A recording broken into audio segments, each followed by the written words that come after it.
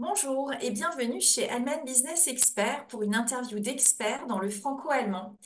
Nous allons découvrir une personne qui baigne dans le franco-allemand depuis des années. Notre but, vous faire découvrir ou redécouvrir une expertise qui facilite la vie des chefs d'entreprise qui ont décidé de se lancer sur le marché allemand. Et aujourd'hui, je vous présente Anne-Cécile Graber de la société ACG Management Solutions. Bonjour Anne-Cécile. Bonjour Lucille. Alors, peux-tu nous dire quel est ton domaine d'activité? Alors, je suis active dans le domaine du développement organisationnel. Ok. Et pour cela, quels sont tes diplômes les plus significatifs? Alors, j'ai fait un master aux États-Unis en sciences de l'organisation. Et en fait, pour expliquer ce que c'est que le développement organisationnel de manière simple, c'est comment réussir à organiser le travail pour que les gens atteignent leurs objectifs de manière simple et efficace. Et quel a été ton parcours franco-allemand? Eh bien, je suis arrivée en Allemagne il y a 10 ans sans parler un mot d'allemand. Pour des raisons personnelles, je suis arrivée sur le territoire de Stuttgart et j'ai appris l'allemand sur place et le Schwäbisch, donc je peux un bisschen parler Schwäbisch. Euh, j'ai travaillé dans des entreprises en tant que consultante interne pour de la réorganisation ou de l'amélioration de ce processus, mais aussi en tant que consultante externe dans des entreprises de conseil de taille petite, voire moyenne. Et j'ai toujours accompagné les gens et les équipes, en fait, dans la réorganisation du travail, améliorer les processus, repenser la manière de travailler ensemble. Et j'ai eu des clients du genre Volkswagen, Leipziger Wasserwerke, ENBW, donc des grosses entreprises, mais aussi des PME que personne ne connaît, donc je ne vais pas les citer. Et il y a 4 ans, en 2019, j'ai décidé de lancer ma propre entreprise d'accompagnement dans le changement et dans la réorganisation ou l'organisation du travail. Et donc, j'ai focalisé mon approche sur la facilitation d'ateliers, donc le travail en groupe, pour aider les équipes à identifier leurs problèmes et à les résoudre. Et donc ça, je le fais depuis 4 ans avec joie dans le français, l'allemand et l'anglais si c'est nécessaire. Super, bravo. Et quelle est la plus-value que tu mets au service de tes clients? Alors, une grosse plus-value, c'est mes trois langues, le français, l'allemand et l'anglais, que je parle de manière courante. Je peux passer d'une langue à l'autre sans problème. Le fait aussi d'avoir eu des expériences à l'international et dans des entreprises de taille différentes, et donc de voir qu'en fait, à chaque fois, les problématiques qui se passent sont plus ou moins grosses, leurs conséquences plus ou moins importantes, mais ça revient toujours à l'humain.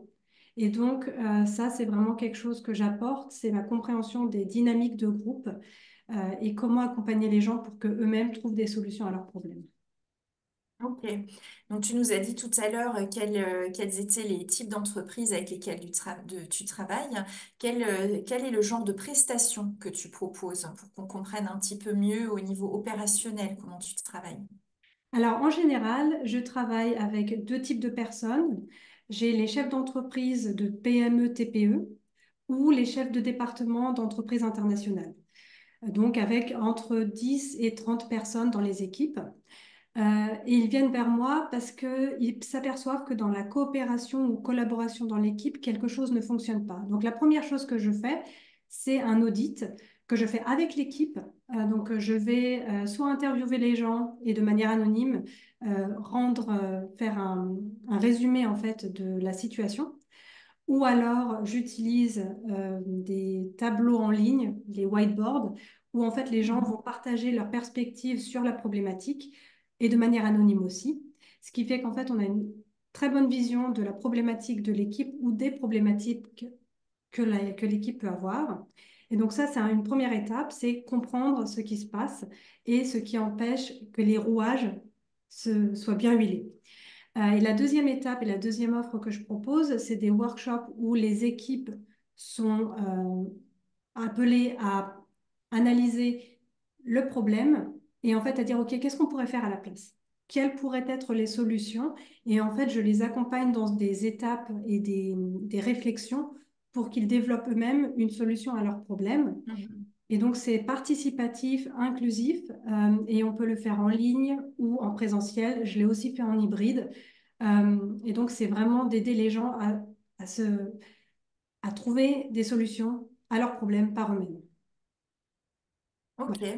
Et quels sont les sujets d'actualité que tu affectionnes particulièrement? Alors, quand je parle avec des chefs d'entreprise, il y a des thèmes qui reviennent assez souvent. L'engagement des employés, où ils disent, ah, mes employés ne font pas leur travail ou ils font le minimum vital. Et ça s'explique par le fait qu'en France, il y a 93% des employés qui sont désengagés au travail. En Allemagne, c'est 87%. Ça veut dire qu'il y a très peu de gens qui sont vraiment engagés dans leur travail et qui ont envie de résoudre les problèmes qui peuvent exister. Le reste attendent juste qu'on leur donne des ordres. Et donc, ça, c'est une problématique que je découvre et redécouvre à chaque fois. Et il y a aussi le fait que les équipes ont de plus en plus de travail à faire. On leur donne des buts de plus en plus élevés, mais on réduit leur budget, on réduit leur nombre d'employés où les gens ne sont pas remplacés quand ils partent. Et donc, c'est bah, comment on s'organise pour quand même atteindre nos objectifs alors qu'on a moins de ressources à disposition. Donc ça, c'est les problématiques que je vois assez souvent. Et après, en troisième problématique, ça peut être aussi le travail interculturel. Quand on a des Mhm. équipes qui sont partout dans le monde, qui ont des manières de travailler différentes, comment on s'accorde et on s'organise pour que ça fonctionne. Ok. Et quelles sont les erreurs récurrentes alors que tu observes? Déjà, il y a un manque de communication. Les gens n'osent pas parler des problèmes. Donc, ils vont avoir tendance à cacher le Mhm. problème sous le tapis ou à éviter l'éléphant dans le magasin de porcelaine. Ils vont tout regarder sauf le problème. Ça, c'est la première erreur que je vois. Une autre erreur, c'est que quand ils ont identifié le problème, ils disent, bah, c'est comme ça, en fait, ça a toujours été comme ça, donc pourquoi on va changer? Donc, c'était bien avant, aujourd'hui, c'est pas Mhm. bien, mais en fait, on peut rien y faire. Donc, c'est cette impression que oui, ils ont pas de pouvoir sur la situation. Ouais, une vision un peu fataliste de Voilà. la situation. Et en fait, ils croient qu'ils peuvent rien changer. Donc, ça, c'est une erreur. C'est, mais en fait, si, on peut tout changer. Mhm. Bien sûr, mais on peut changer certaines choses pour faciliter le travail. Et puis, je crois que la dernière erreur que les gens font, c'est d'avoir des stéréotypes, que ce soit culturel ou ah, les gens du marketing, ils sont comme ça, ah, les gens des finances sont comme ça. Ce qui fait qu'en fait, au lieu de créer des ponts entre eux, ils font des murs et ils s'enferment dans leur silo. Et donc, c'est le manque de travail transdisciplinaire ou interdisciplinaire qui est Mhm. problématique. D'accord. Et enfin, Anne-Cécile, dis-nous, où est-ce qu'on peut te retrouver? Les gens qui veulent en savoir plus, par quel biais peuvent-ils te contacter?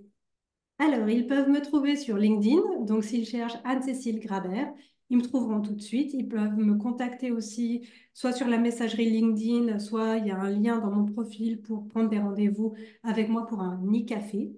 Il y a mon site internet acgrabert.com qui est donc en 3 langues, où il y a mes contacts. Donc, il y a mon email, il y a mon numéro de téléphone.